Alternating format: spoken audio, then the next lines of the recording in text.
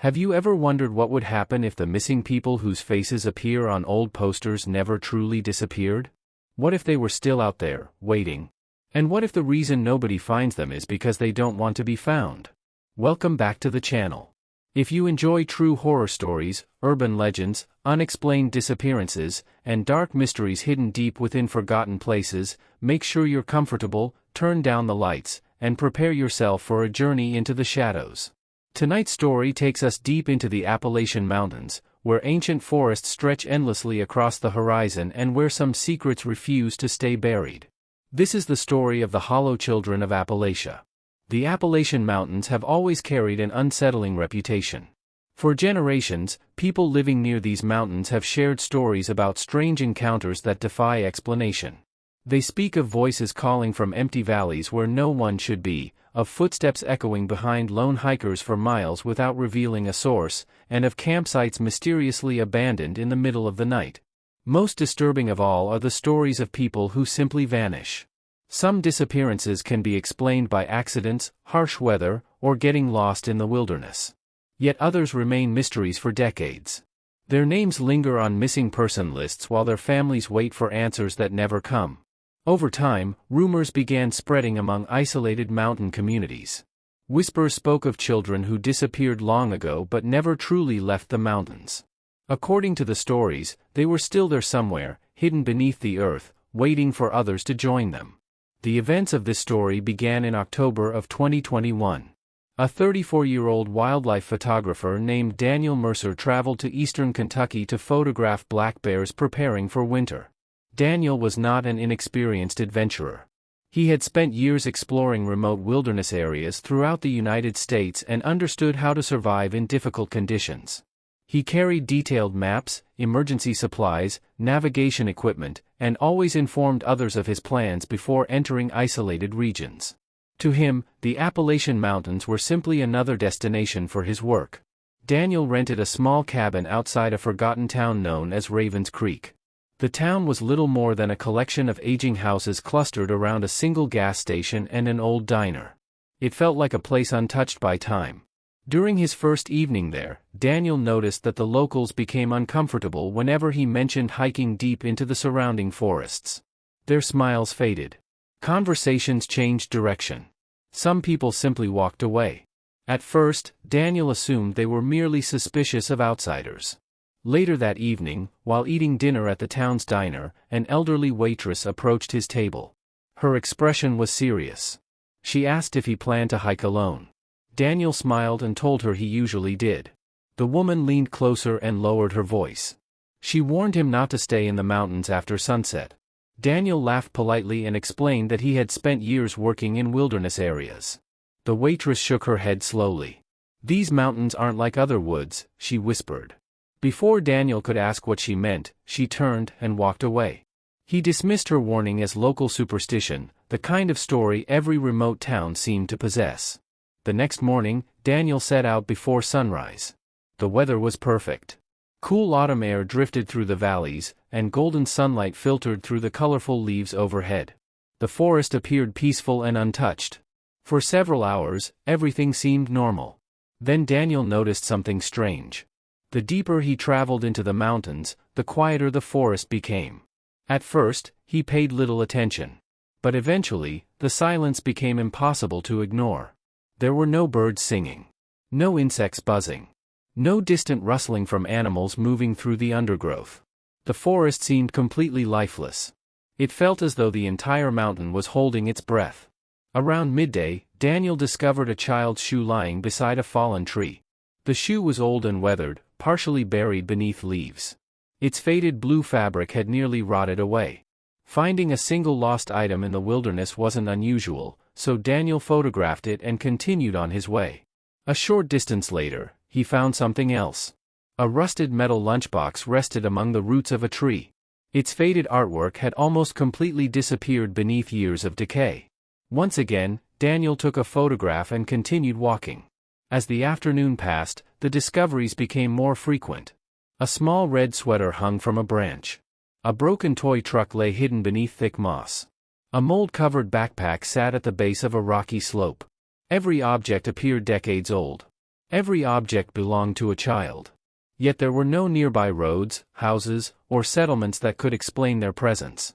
With each new discovery, a growing sense of unease settled in Daniel's stomach.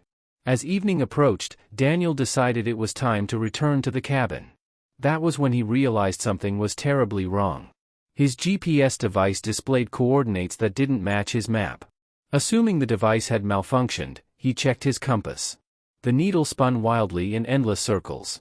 Daniel stared at it in disbelief. He had never seen anything like it before. A cold sensation crept up his spine. The sun was already sinking behind the mountains, and darkness would soon cover the forest. Determined to find his way back, Daniel attempted to retrace his steps. Instead, he found himself entering unfamiliar terrain. The trees seemed larger than before. Their twisted trunks stretched toward the sky like enormous claws. Thick roots emerged from the earth in tangled patterns resembling skeletal fingers reaching upward from beneath the ground. Despite his experience, Daniel couldn't shake the feeling that he was being watched. An hour later, just as panic began to set in, he noticed lights glowing through the trees ahead. Relief flooded through him. He assumed he had found another campsite or perhaps a remote hunting cabin. Anything was better than spending the night lost in the wilderness. He followed the lights carefully, pushing through thick undergrowth until he reached a small clearing. What he found there stopped him in his tracks. Dozens of lanterns hung from tree branches, casting a warm golden glow across the clearing. Beneath them stood a group of children. There were at least 15 of them, ranging from 6 to 14 years old. They wore clothing that appeared strangely old-fashioned. Some outfits looked as though they belonged to another decade. Others seemed even older. The children stood perfectly still, watching him silently. Daniel hesitated. Something felt wrong. One little girl stepped forward. She wore a yellow dress stained with dirt, and her tangled blonde hair framed a pale face. She asked him if he was lost. Daniel admitted that he was. The children exchanged glances before smiling. Every one of them smiled at exactly the same moment. The little girl told him they could help. Relieved, Daniel asked where their families were. The girl simply replied that they all lived together. Her answer made him uncomfortable, though he couldn't explain why. Another child, a boy wearing suspenders and an old flat cap, stepped forward and announced that they knew the way home. Daniel asked if they could show him. Once again, the children smiled in perfect unison. Then the boy spoke words that Daniel would never forget. "Come with us," he said. "Home is below." For a moment, the forest became completely silent. Daniel stared at the children. The children stared back. Then one of them stepped directly beneath the lantern light. What Daniel saw made his blood run cold. The child had no eyes. There were no sockets, no darkness where eyes should have been. Only smooth pale skin stretched across the upper half of the face. Another child stepped forward. Then another. And another. Every one of them looked the same. Their faces were blank, eyeless, and impossibly unnatural. Yet their smiles never faded. And somewhere deep beneath the mountain, hidden below layers of stone and earth, something stirred in the darkness. Something that had been waiting for a very long time.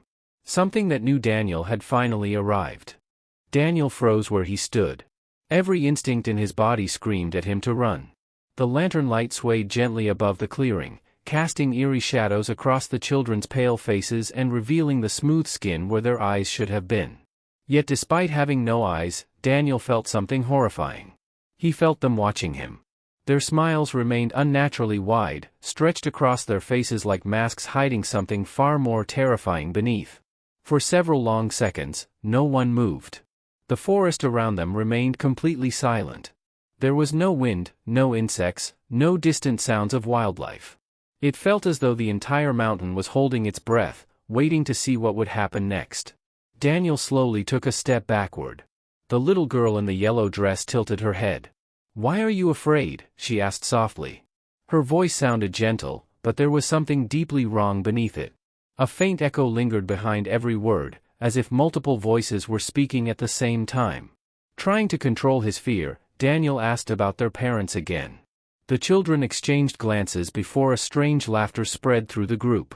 It was not the laughter of ordinary children. It sounded dry and brittle, like dead leaves scraping across stone. One boy finally answered that they had not seen their parents in a very long time. When Daniel asked how long, The boy paused before replying, 43 years. Another child smiled and said his mother had been searching for him since 1968. A smaller girl quietly announced that she had disappeared in 1951.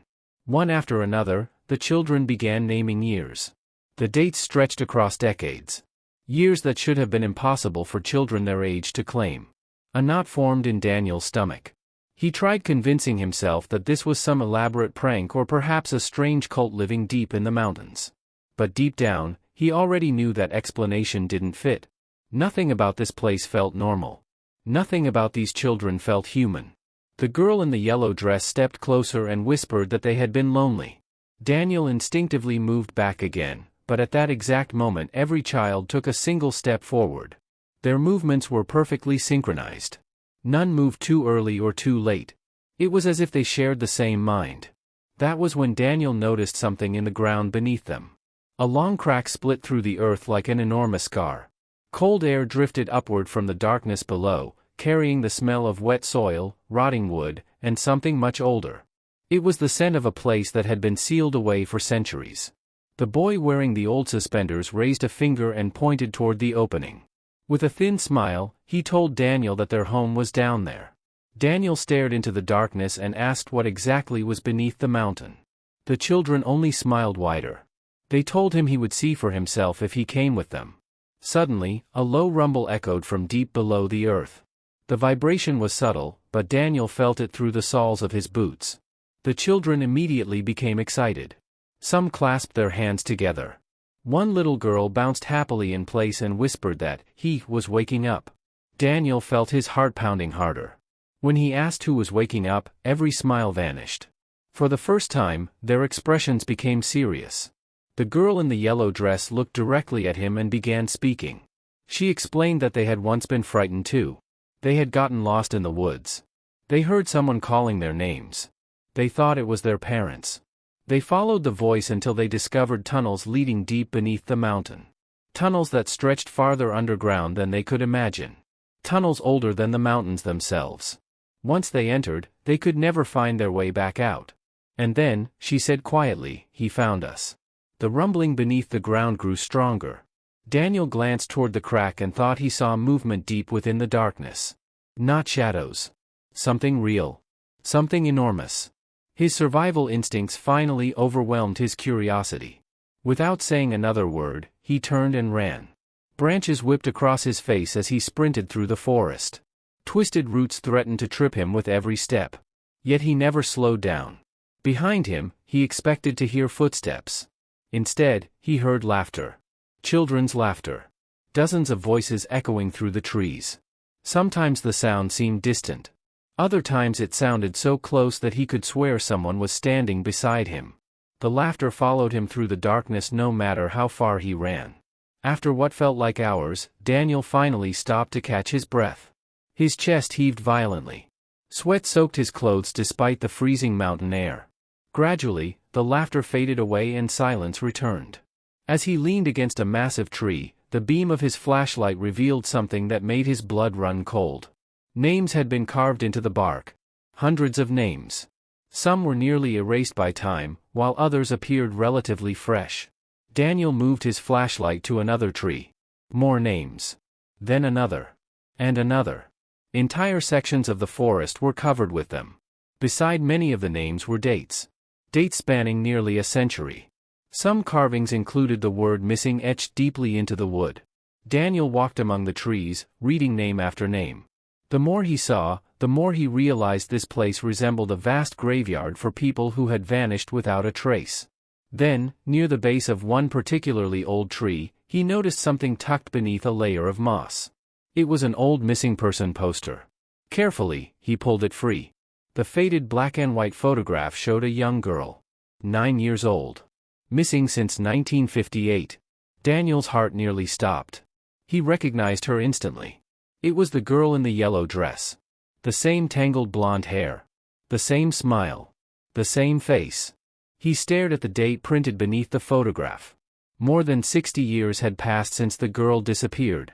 Yet she had been standing in front of him only minutes ago, looking exactly the same. His hands began to tremble. The children had not been lying. Somehow, impossibly, they truly were the missing children. They had never left the mountains. They were still here. Still wandering the forests of Appalachia. Still waiting for someone to follow them home.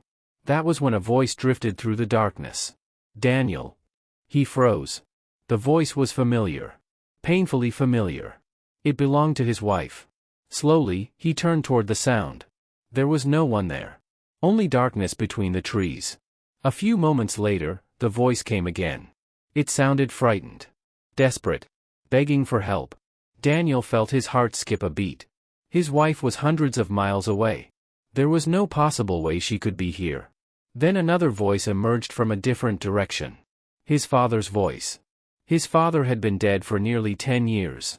Yet the voice sounded perfect. Exactly as he remembered. Soon more voices joined the chorus. Friends. Relatives. People who were still alive. People who had died long ago. They called his name from every direction. The voices grew louder. Closer. More numerous with each passing second. Then, deep beneath the Appalachian Mountains, hidden under layers of ancient stone and earth, something enormous shifted in its sleep. The ground trembled. The trees groaned. And for a brief moment, Daniel heard a sound that froze every drop of blood in his body. It was not a roar. It was not a growl. It was a single breath. One impossibly massive breath. So large and so deep that it sounded as though the mountain itself was breathing. And in that moment, Daniel finally understood something truly horrifying. The children were not the true inhabitants of the place beneath the mountain. They were merely guests. And whatever lived in the darkness below had been there long before the first child ever disappeared. Daniel stood motionless as the voices continued to echo through the forest. Every instinct told him not to listen, yet each voice sounded so real, so familiar, that resisting them became increasingly difficult. His wife's desperate cries seemed to drift between the trees, followed by the gentle voice of his late father calling his name exactly as he had when Daniel was a child. The sounds came from different directions, forcing him to turn again and again. No matter where he pointed his flashlight, however, he found nothing except endless rows of trees disappearing into darkness. The mountain seemed alive around him, watching and listening. Then the voices suddenly stopped. The silence that followed felt even more terrifying than the sounds themselves. Daniel slowly lowered his flashlight and listened carefully.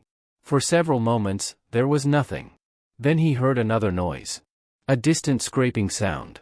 It echoed through the forest from somewhere ahead. At first, it resembled stone grinding against stone. Gradually, it became louder. Closer. Whatever was making the sound was moving. Daniel forced himself to remain calm. He adjusted the grip on his flashlight and carefully walked toward a rocky ridge nearby. If he could reach higher ground, perhaps he could find a landmark and escape before dawn. The climb was steep and exhausting, but fear pushed him forward. Every few minutes he glanced over his shoulder, convinced that the eyeless children were following him through the darkness. Each time, he saw only shadows between the trees. After nearly 20 minutes of climbing, Daniel reached the ridge. What he saw from the top made his blood run cold. Far below, hidden among the forest, dozens of lights glowed in the darkness. Not campfires. Not lanterns. Eyes. Hundreds of pale lights stared upward from beneath the trees. They moved slowly between the trunks, weaving through the forest in complete silence. Daniel immediately recognized the pattern. The lights formed a circle around the mountain. Whatever they were surrounding him. A chill crawled through his body. Then he noticed something even worse. The lights were moving uphill. Toward him. Daniel backed away from the edge and stumbled across the ridge. His breathing became shallow. The mountain suddenly felt much smaller than before. There was nowhere left to run. As he hurried through the darkness, his flashlight beam caught something carved into a large stone protruding from the ground. The symbol looked ancient. Strange spirals surrounded a circular shape that resembled a giant eye. Beneath it were words carved so deeply into the rock that centuries of weather had failed to erase them. He who waits below. Daniel stared at the inscription. The stone appeared incredibly old, far older than any settlement that had ever existed in the region. Moss covered much of the carving, suggesting it had stood there for generations. Yet someone had returned recently. Fresh scratches surrounded the ancient words. New names had been carved into the stone. Names of missing people. Dozens of them. Daniel's hands trembled as he read the most recent entry. Mia Harris, 2019. Below it was another. Jacob Reed, 2020. And another. Samuel Price, 2021. The names continued down the stone. Year after year. Victim after victim. The disappearances had never stopped. A cold realization settled over him. The stories told by the townspeople were true. Something beneath the Appalachian Mountains had been taking people for decades, perhaps centuries. The missing children were only part of the mystery. A sudden crack echoed through the night. Daniel spun around. The ground behind him had split open. A narrow fissure stretched across the ridge, exposing darkness beneath. Cold air rushed from the opening. The same foul smell drifted upward. Wet earth. Rotting wood. Ancient decay. Then a small hand emerged from the crack. Daniel staggered backward. Another hand appeared. Then another. Children slowly climbed out of the darkness below. The girl in the yellow dress emerged first. Her eyeless face was illuminated by the moonlight. She smiled. One by one, more children crawled from the fissure until dozens surrounded the ridge. Their movements were unnatural, almost insect-like, as they climbed over rocks and roots without making a sound. "We found you," the girl whispered. Daniel backed away. The children stepped forward. Their smiles widened. "You shouldn't be alone," another child said. "Come home with us," said a third. "He's waiting." The ground trembled again. This time the vibration was much stronger. Small rocks rolled down the side of the ridge. Trees swayed despite the absence of wind. Far below, deep within the mountain, a low rumble echoed through the earth. The children immediately fell silent. Every one of them turned toward the fissure. They appeared excited. Almost happy. Then Daniel heard it. A voice. Not from the forest. Not from the children. From below. The sound emerged from the darkness beneath the crack. At first it was impossible to understand. It resembled countless whispers layered together. Thousands of voices speaking simultaneously in different languages. Gradually the whispers merged into words. Daniel. His heart nearly stopped. The voice knew his name. The mountain shook once more. The fissure widened. Chunks of earth collapsed into the darkness below. And for a brief moment, Daniel saw something moving deep beneath the surface. A shape so enormous that his mind struggled to comprehend it. He saw pale flesh. A vast curved surface disappearing into darkness. Then something opened. A gigantic eye. Larger than a house. Its pupils slowly rotated upward until it fixed directly on him. Daniel could not breathe. The eye blinked once. And in that instant, every voice in the forest whispered the same words. "We've been waiting for you." The children began to laugh again. The mountain continued to open. And somewhere far below, the ancient thing beneath Appalachia finally began to rise. Daniel could not move. His legs felt frozen to the ground as the enormous eye stared at him from the darkness beneath the mountain. Every instinct in his body screamed for him to run, yet terror held him firmly in place. The gigantic eye remained fixed on him, its massive pupils slowly expanding and contracting as though studying him. It did not feel like the gaze of an animal. It felt intelligent, ancient, and unimaginably old. Daniel had the overwhelming sensation that this thing had watched countless generations come and go while it remained hidden beneath the earth.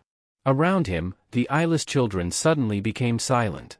Their laughter faded away, and the smiles that had never left their faces slowly disappeared. For the first time since he had encountered them, they seemed frightened. The girl in the yellow dress lowered her head and spoke in a trembling voice. "He sees you now." Those 4 words sent a chill through Daniel's entire body. Struggling to find his voice, he asked the children what the thing beneath the mountain actually was. None of them answered. Instead, they slowly backed away from the widening fissure. The ground beneath them groaned as new cracks spread through the rock. Trees leaned at unnatural angles as the mountain shifted beneath their roots. Somewhere far below, enormous stones collapsed and echoed through vast underground chambers hidden beneath Appalachia. Then the eye slowly closed. For a brief moment, everything became silent. Daniel dared to hope that whatever had happened was over. But then something far worse began. The voices returned. This time they were not coming from the forest. They were inside his head. Thousands of voices filled his mind all at once. Men, women, and children. Some cried for help. Others screamed in terror. Some whispered words he could not understand. The noise became so overwhelming that Daniel dropped to his knees and covered his ears, but it made no difference. The voices continued growing louder until he thought his skull might crack open from the pressure. Suddenly, images flooded his mind. He saw a young boy wandering through the woods in 1943. He saw a teenage girl disappear while searching for her dog in 1971. He saw hunters, campers, hikers, and lost children from every decade. Each of them heard familiar voices calling their names. Voices belonging to parents, siblings, spouses, and friends. Every victim followed those voices deeper into the forest. Every victim eventually discovered a hidden entrance beneath the mountain. And every victim vanished into the darkness below. Daniel realized he was witnessing memories. Not his own memories, but the memories of those who had disappeared. Then the visions changed. This memory was far older than the others. Older than any missing person. Older than any town or road. Daniel found himself staring at the Appalachian Mountains thousands of years in the past. There were no houses, no trails, and no signs of civilization. The wilderness stretched endlessly beneath the sky. Yet even then, something existed beneath the earth. Something enormous. Something sleeping. Daniel saw ancient tribes living near the mountains. They avoided certain caves and valleys. They taught their children never to follow strange voices in the woods. Stories and warnings were passed down through generations. Legends warned of a presence beneath the mountains that lured the lost into darkness. Over time, those warnings became myths, and the myths became forgotten folklore. But the thing beneath Appalachia had never disappeared. It had simply waited. The vision ended abruptly, and Daniel found himself standing once more on the ridge. His chest rose and fell rapidly as he struggled to breathe. The eyeless children watched him silently. The girl in the yellow dress looked almost sad. "He showed you," she whispered. Daniel forced himself to stand and asked the question that had been haunting him. "What does it want?" The children exchanged uneasy glances. Finally, one of the older boys answered. "It wants company." A cold feeling settled deep inside Daniel's chest. He asked what that meant. The boy slowly looked toward the fissure and replied that the thing beneath the mountain became lonely. At that moment, the ground trembled once again. The crack widened further, and a blast of freezing air surged upward from the darkness. Daniel cautiously looked into the abyss and immediately wished he hadn't. The space beneath the mountain was far larger than any natural cave could possibly be. It stretched endlessly into darkness. Yet scattered throughout that darkness were thousands of tiny lights. At first, Daniel thought they were reflections. Then he realized they were eyes. Thousands upon thousands of human eyes stared upward from the abyss. As his vision adjusted, faces began to emerge around them. Men, women, and children stood silently in the darkness below. Some appeared modern. Others looked decades old. A few seemed ancient. All of them stood perfectly still, watching him. Waiting. Daniel's blood turned to ice. Every missing person who had ever entered the mountain appeared to be down there. He staggered backward in horror. The eyeless children lowered their heads. One quietly explained that they stayed with the thing beneath the mountain so it would not be alone. Another child added that if nobody stayed, something terrible would happen. Before Daniel could ask what they meant, a deafening roar erupted from the depths below. The mountain shook violently. Massive sections of the ridge collapsed into the widening fissure. Trees snapped and tumbled into the darkness. Daniel barely managed to keep his footing as the earth split apart beneath him. The children immediately scattered. For the first time, genuine terror appeared on their faces. Something had changed. Something unexpected. The creature beneath the mountain was no longer merely watching. It was moving. Deep below, enormous shapes shifted beneath the earth. The sound was unlike anything Daniel had ever heard. It resembled entire mountains grinding against one another. The vibration traveled through the ground and into his bones. Fear finally overcame every other emotion. Daniel turned and ran. He no longer cared where he was going.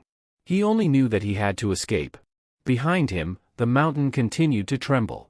The children shouted warnings as he sprinted through the forest. Branches whipped across his face while roots and rocks threatened to send him crashing to the ground.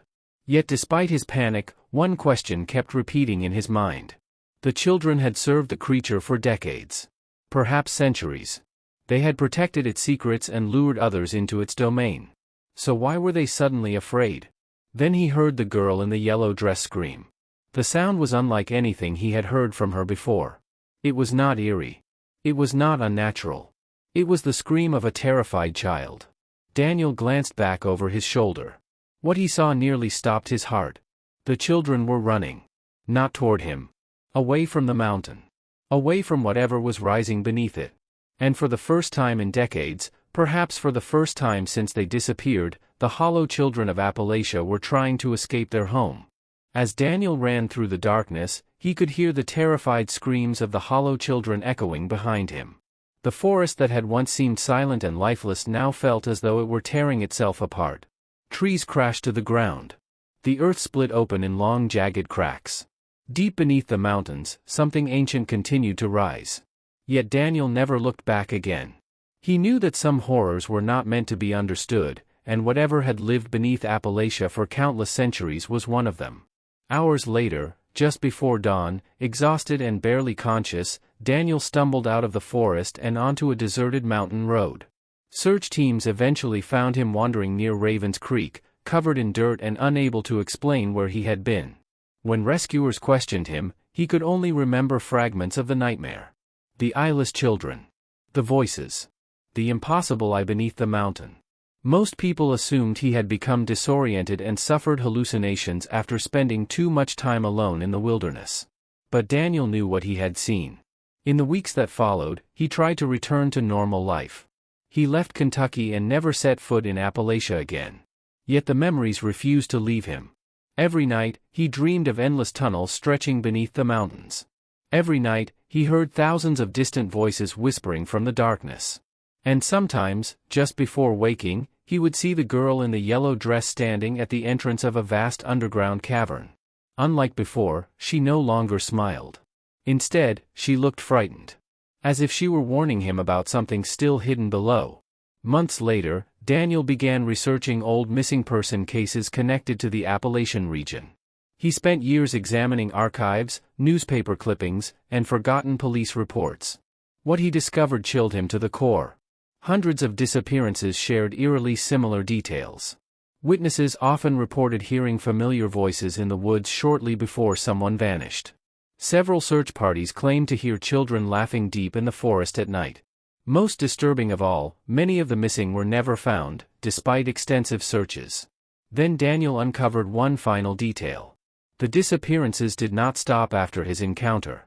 In fact, they continued. Every year, more people vanished in the mountains. Some were hikers. Some were hunters. Some were children who wandered too far from home. And every so often, witnesses reported seeing a group of silent children standing among the trees just before sunset. Children dressed in clothes from another time. Children who appeared lost. Children who asked strangers to come home with them. Daniel never shared the full truth of what happened on that mountain. He knew nobody would believe him. Yet before his death many years later, he left behind a journal containing a single warning written across several pages.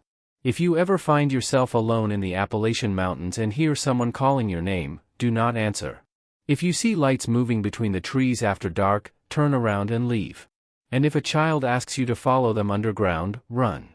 The journal ends with one final sentence. A sentence investigators could never explain. A sentence written in shaky handwriting only days before Daniel died. I thought the children escaped. But something followed them out. To this day, deep within the endless forests of Appalachia, stories continue to circulate among locals. They speak of strange voices that drift through the trees at night. They speak of forgotten caves that appear where no caves existed before.